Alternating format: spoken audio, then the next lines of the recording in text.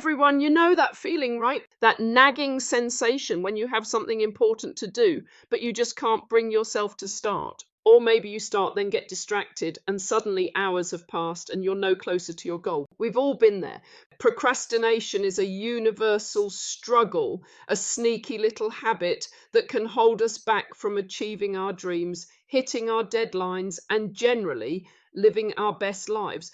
But what if I told you it doesn't have to be this way?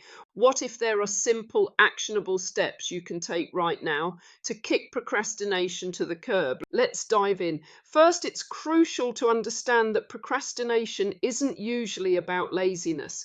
It's often a coping mechanism for stress, fear of failure, perfectionism, or feeling overwhelmed by a task. Once we acknowledge that, we can start to tackle the root cause. One of the most powerful strategies is to break down large, daunting tasks into smaller, manageable chunks. Think of it like this. If you have to write a 20-page report, that sounds huge. But if you break it into research topic A for 30 minutes, then outline introduction, then write first paragraph, suddenly it feels much less intimidating. Each small step is a victory, building momentum towards the larger goal.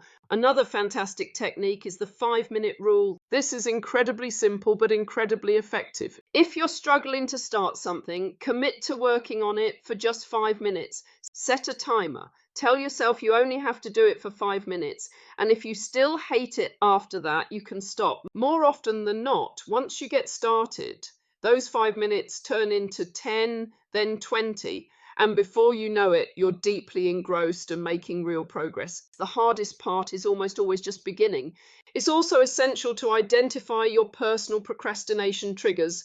What usually pulls you away from your work? Is it your phone notifications, social media, a messy environment? Once you know your triggers, you can actively create an environment that minimizes them. Turn off notifications, use website blockers, or find a quiet space where you won't be interrupted. Design your workspace and your schedule to support focus, not distraction. Setting clear, realistic deadlines for yourself, even for personal projects, can be a game changer.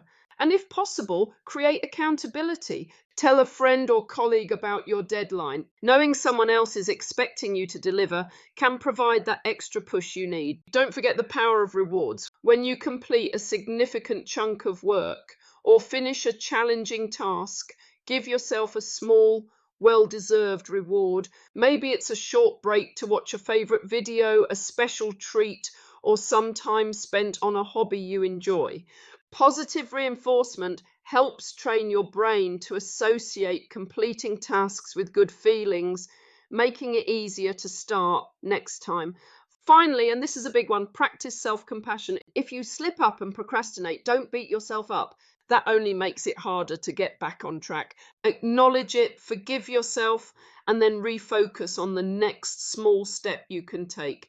Every day is a new opportunity to make progress. Overcoming procrastination isn't about becoming a robot who never delays anything. It's about building habits and strategies that empower you to take control of your time and your tasks, leading to less stress and more accomplishment. So what's one small step you can take right now towards that thing you've been putting off?